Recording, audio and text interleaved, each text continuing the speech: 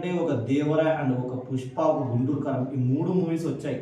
But ఈ 3 మూవీస్‌కి మాట్లాడని ఎస్ఎస్ తమన్ మన గేమ్ చేంజర్ మూవీకి వచ్చేసేపటికి మాట్లాడాడు. బట్ మనం జనాల గురించి కూడా ఆలోచించాలి.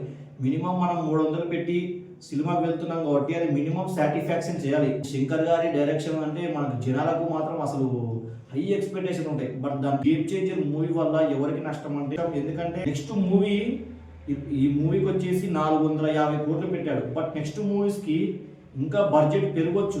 డైరెక్టర్ని చూసి అండ్ డైరెక్టర్ని నమ్మి మీరు బడ్జెట్ పెట్టుకోకండి. ఎందుకంటే ఆ కథను మనం జనాలకు ఎలా చూపెడితే జనాలు ఎలా చూస్తారు, మనం జనాలు చూసేలాగా మనం తీయాలి. అక్కడ ఏపీ పాలిటిక్స్ మొత్తం తీసుకొచ్చి మన శంకర్ గారు ఆ గేమ్ చేంజర్ మూవీలో పెట్టారు.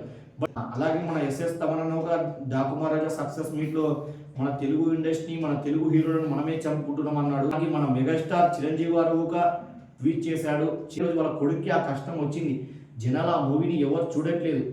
కావాల్సిన వాళ్ళే అండ్ ఎన్టీఆర్ క్లోజే అండ్ అల్లు అర్జున్ సొంత బంధువే.